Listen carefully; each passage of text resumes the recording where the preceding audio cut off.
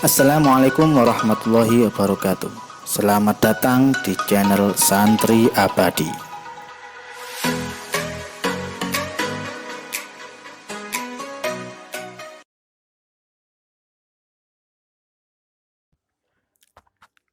Sunnah-sunnahnya wudhu.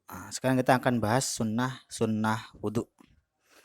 Yang pertama, membaca basmalah. Sebelum wudhu disunahkan baca Bismillahirrahmanirrahim.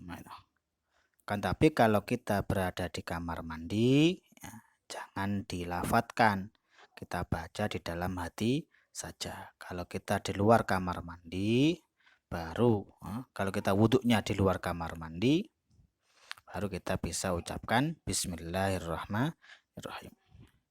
Yang kedua, membasuh kedua telapak tangan. Yang nomor 3, berkumur-kumur atau madmadah. Yang nomor 4, menghirup air atau istinsyak. Berkumur-kumur dan menghirup air ini bisa kita lakukan secara bersamaan, bisa kita juga lakukan secara terpisah. Kalau bersamaan ya kita ambil satu gayung air itu digunakan untuk mulut, kemudian sisanya untuk hidung. Itu. Kalau terpisah ya satu gayung untuk mulut, satu gayung untuk hidung. Itu kalau terpisah. Jadi untuk berkumur dan menghirup air bisa dilakukan secara bersamaan, juga bisa dilakukan secara terpisah atau sendiri-sendiri. Yang nomor 5 dari sunnah-sunnahnya wudhu adalah mengusap seluruh kepala. Selanjutnya mengusap kedua telinga.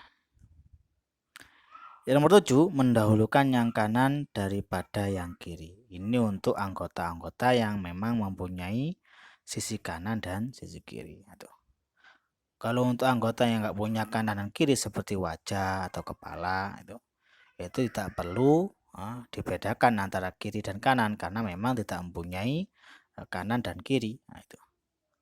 Kalau untuk kaki, tangan, itu baru bisa. Jadi kalau mau berwudu didahulukan tangan kanan terlebih dahulu, kemudian tangan kiri. Didahulukan kaki kanan terlebih dahulu, kemudian kaki kiri. Sedangkan untuk wajah ya dibahas secara bersamaan karena wajah tidak ada wajah kanan dan wajah kiri. Jadi wajah itu satu kesatuan. Kemudian dari sunnahnya wudhu bersuci 3 kali. Kalau membasuh muka anggap aja satu basuhan, maka 3 kali basuhan. Kemudian mualah atau berturut-turut. Dari sunnahnya wudhu berturut-turut. Habis wajah, kemudian disusul tangan, kemudian disusul mengusap sebagian kepala, kemudian disusul membasuh kaki. Ini namanya mualah atau berturut-turut. Itu sunnah. Kemudian melebihkan batas wudhu yang telah ditentukan. Jadi kalau kita wudhu membasuh wajah, maka usahakan ketika kita membasuh area di luar wajah juga kita basuh. Itu. Kalau kita membasuh wajah, kuping usahakan juga dibasuh. Kemudian kalau ke atas ya rambut atas juga dibasuh. Intinya kita melebihkan batas wudhu yang telah ditentukan. Kalau kita membasuh tangan itu batasnya sampai kedua siku-siku. Kalau kita wudhu ya kita lebihkan di atas siku-siku. Kemudian dari sunnahnya wudhu tidak berbicara kecuali ada keperluan.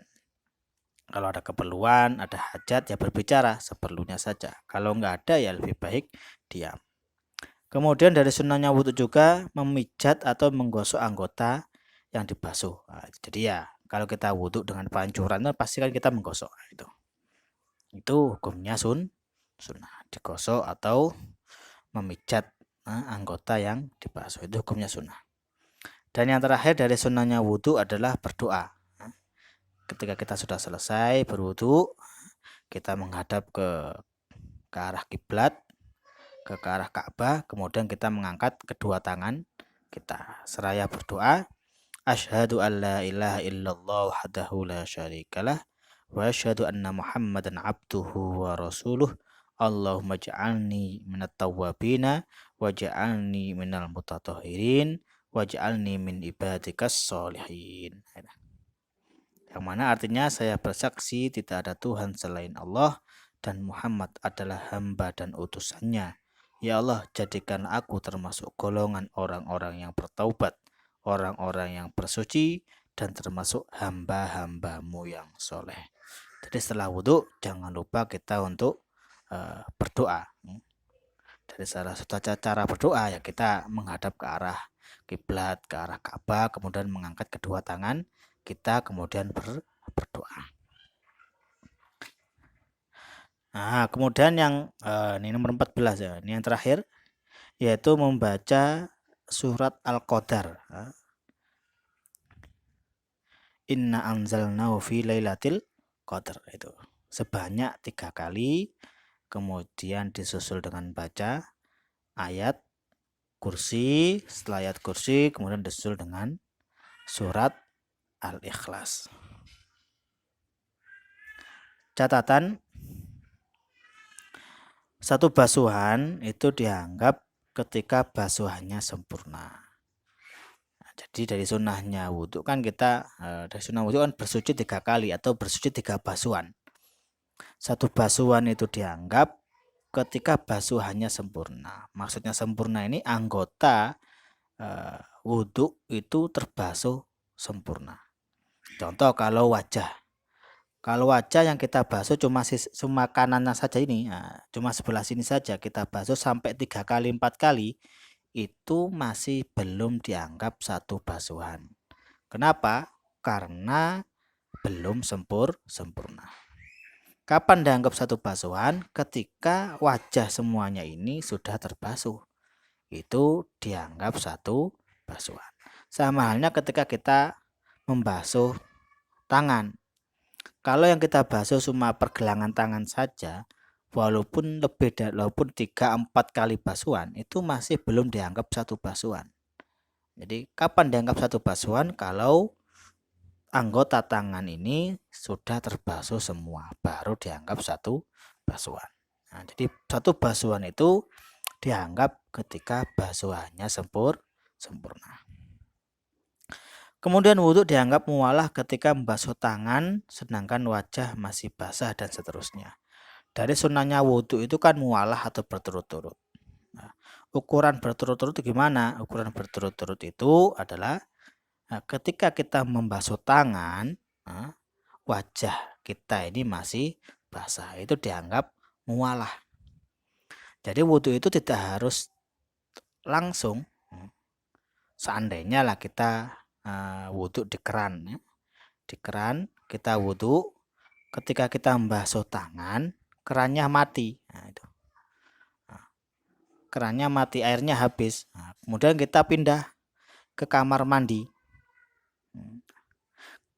Ketika kita sampai kamar mandi sana, anggota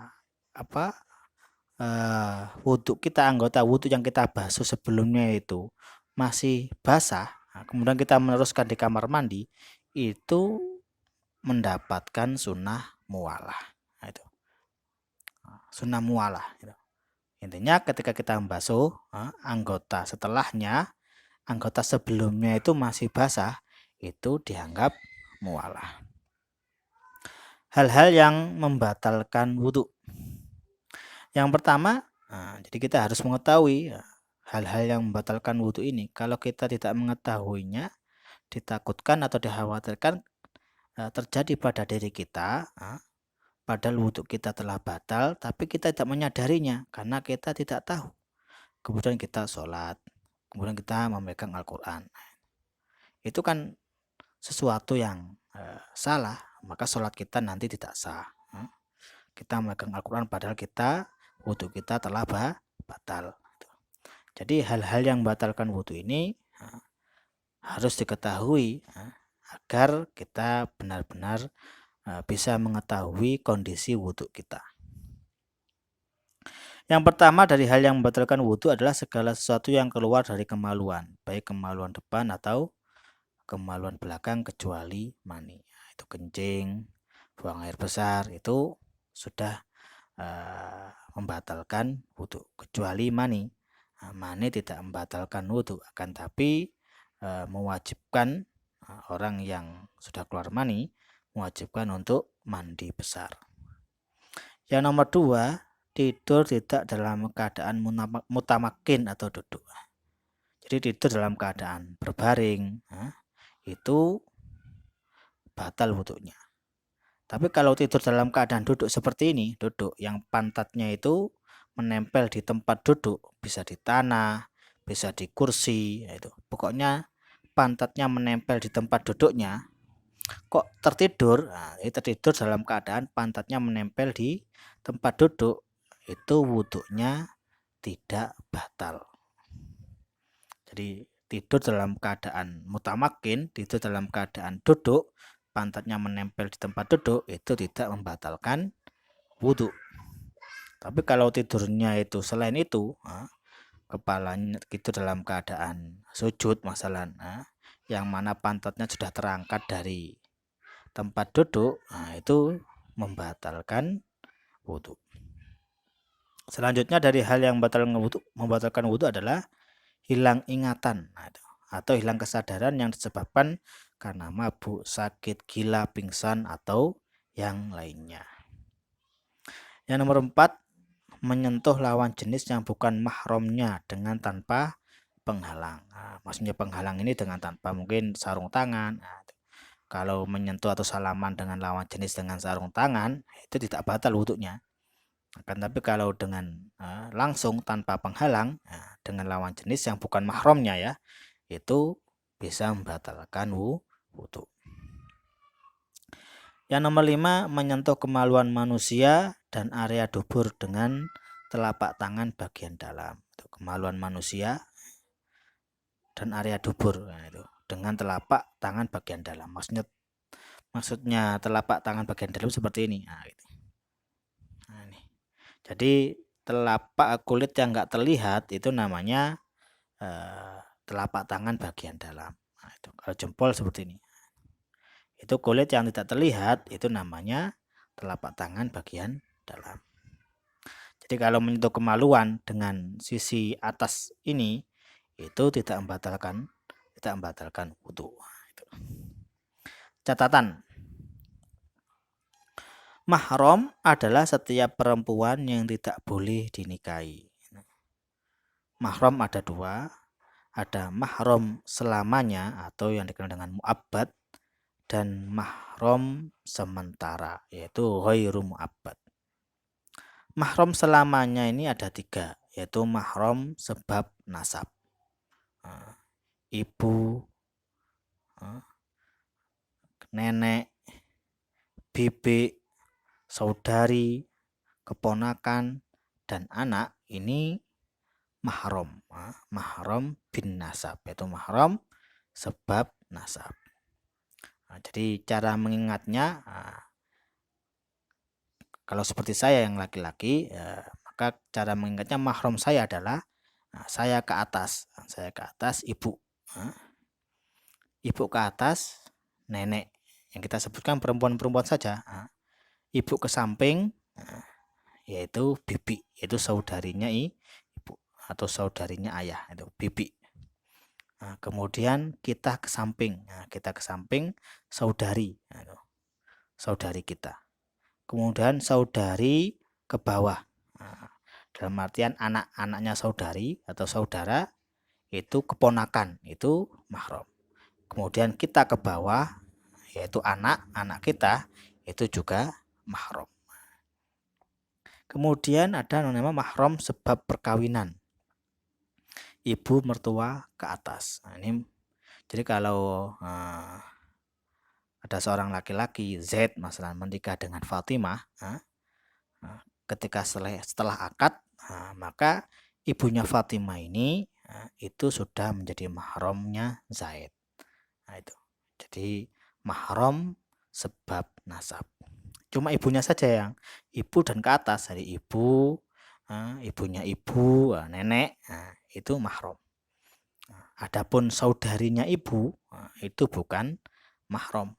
Jadi yang mahram sebab perkawinan itu cuma ibu mertua saja dan ibunya ibu mertua, itu nenek. Adapun saudarinya ibu mertua, itu bukan mahram. Bahkan istri Fatimah yang dinikahi oleh Z tadi itu bukan mahram. Jadi Fatimah yang menjadi istrinya itu bukan mahram. Jadi yang mahram itu ibunya Fatimah, mertuanya, dan ke atas. Jadi mertua, ibunya mertua dan ke atas. Kemudian mahram sebab satu susu, yaitu perempuan yang disusui ibu kita. Jadi seandainya ibu kita itu pernah menyusui seorang perempuan, maka perempuan tersebut mahram dengan kita. Perempuan itu saja, adapun saudarinya perempuan tersebut ya bukan mahram. Cuma perempuan itu saja yang menjadi mahram kita. Mahram karena dia telah menyusu dengan ibu kita.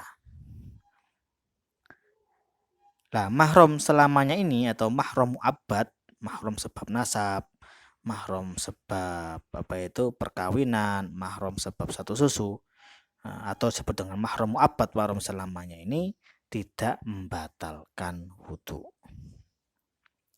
Yang kedua ada mahram sementara atau mahram ghairu mu'abbad, yaitu perempuan yang tidak boleh dinikahi karena saudarinya sudah dinikahi, atau disebut juga dengan ipar. Contoh, kalau Z tadi sudah menikah dengan Fatimah, yang mana Fatimah ini punya adik namanya Zainab, maka Z ini tidak boleh menikah dengan Zainab. Karena seseorang itu tidak boleh menikahi kakak dan adik secara bersamaan. Jadi ketika sudah menikahi kakaknya itu Fatimah, maka dia tidak boleh menikahi siapa? Zainab, saudarinya, tidak boleh. Nah, ini namanya mahram sementara atau mahram ghairu mu'abbad, karena selama dia masih menikahi kakaknya yaitu Fatimah, dia tidak diperkenankan, tidak diperbolehkan menikahi adiknya yaitu Zainab. Nah, mahram sementara ini membatalkan wudu. Jadi Zaid seandainya bersalaman dengan Zainab, bersalaman dengan adik istrinya Zainab tadi, itu wudunya bisa batal.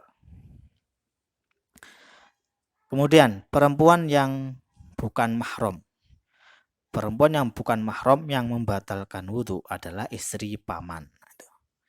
Istri paman kita. Jadi kita punya paman, istrinya itu bukan mahram kita itu. Jadi kalau kita bersalaman dengan istri paman kita, batal wudu kita. Kemudian sepupu. Sepupu itu anak paman atau anak bibi. Itu juga bukan mahram. Kemudian saudari ipar. Saudari ipar, seandainya istri kita punya kakak perempuan atau punya adik perempuan, itu bukan mahram. Seandainya kita bersalaman, maka wudu kita bisa batal. Kemudian istri. Istri itu bukan mahram, oleh karena itu bisa dinikahi. Jadi kalau Zaid tadi sudah menikah dengan Fatimah, kalau dia itu salaman, maka wudunya bisa batal. Dan yang terakhir adalah perempuan lain. Menyentuh kemaluan anak kecil atau mayit tetap membatalkan wudu. Jadi menyentuh kemaluan anak kecil itu bisa membatalkan wudu. Bahkan kemaluan mayit pun itu bisa membatalkan wudu. Menyentuh mayit yang berlawanan jenis bisa membatalkan wudu, tapi wudunya mayit tidak batal. Kan mayit itu disunahkan diwudui. Jadi sebelum dimandikan disunahkan diwudui. Seandainya sudah diwudui, kemudian dimandikan, kemudian disentuh oleh lawan jenis, maka yang batal itu yang menyentuh saja. Adapun wudunya mayit tidak batal. Kemudian kita bahas tentang hal-hal yang diharamkan bagi orang yang berhadas. Orang yang berhadas yang pertama tidak boleh sholat. Jadi kalau dia berhadas di tengah sholat, itu di tengah melakukan sholat kok berhadas, ya dia harus keluar. Tidak boleh meneruskan sholatnya. Yang kedua, yang berhadas yang pertama tidak boleh sholat. Seandainya dia berhadas di tengah sholat, maka dia harus selesai, tak boleh meneruskan sholatnya itu. Yang kedua, tawaf atau mengelilingi Ka'bah. Ini juga harus dalam keadaan suci. Seandainya berhadas, ya tidak boleh tawaf. Yang nomor 3, menyentuh dan membawa mushaf. Menyentuh dan membawa mushaf disyaratkan harus suci dari hadas. Seandainya berhadas tidak boleh. Tapi seandainya kita melihat ada Al-Quran yang jatuh atau lembaran Al-Quran yang berserakan, padahal kita nggak punya wudhu, ya, karena terpaksa darurat, ya nggak apa-apa kita ambil kemudian kita taruh di tempat yang layak karena darurat itu. Kemudian doa ketika membasuh anggota-anggota wudhu. Ketika kita membasuh anggota-anggota wudhu, kita juga dianjurkan untuk membaca doa. Yang pertama, ketika membasuh muka. Ketika membasuh muka, kita berdoa, Allahumma bayyid wajhi yauma tabyadul wujuh wa taswadul wujuh. Ya Allah, putihkanlah wajahku di hari yang mana wajah menjadi putih dan hitam. Kemudian ketika kita membasuh tangan kanan, Allahumma a'tini kitabi biyamini wa hasibni hisaban yasira. Ya Allah, berikanlah kitabku di tangan kananku dan hisablah aku dengan hisaban yang ringan. Karena nanti di akhirat orang yang mendapatkan buku amalnya dengan tangan kanannya, maka dia termasuk orang-orang yang bahagia, orang-orang yang beruntung. Maka ketika kita membasuh tangan kanan kita meminta kepada Allah Subhanahu wa taala, semoga kelak ketika kita menerima buku amal kita bisa mengambilnya dengan tangan kanan kita. Ketika kita membasuh tangan kiri, kita berdoa, Allahumma la tu'tini kitabi bishimali wala min wara'i dhahri. Ya Allah, janganlah engkau berikan kitabku di tangan kiriku dan janganlah engkau berikan dari belakang punggungku. Itu. Karena kalau ada orang yang menerima buku catatan amalnya dengan tangan kirinya, maka dia termasuk orang-orang yang celaka. Nauzubillah min dzalik. Kemudian ketika kita mengusap sebagian kepala, kita berdoa, Allahumma harim sya'ri wa basyari 'alan nar. Ya Allah, haramkanlah rambut dan kulitku dari api neraka. Ketika kita membasuh kedua telinga, maka kita berdoa, Allahumma asmi'ni munadiyan yunadi fil jannah. Ya Allah, perdengarkan aku suaranya pemanggil di surga. Kalau kita mendengar pemanggil atau suara yang manggil dari surga, maka orang yang mendengarkannya termasuk orang-orang min ahlil jannah. Selanjutnya nomor 6, yaitu ketika membasuh kedua kaki, kita berdoa, Allahumma sabit qadami ala sirati yauma tazillu fihil aqdam. Artinya, ya Allah, kokohkanlah kakiku di atas sirat di hari kaki-kaki pada tergelincir. Itulah sedikit materi yang bisa saya sampaikan berhubungan dengan wudhu. Semoga bermanfaat. Walafu minkum. Assalamualaikum warahmatullahi wabarakatuh.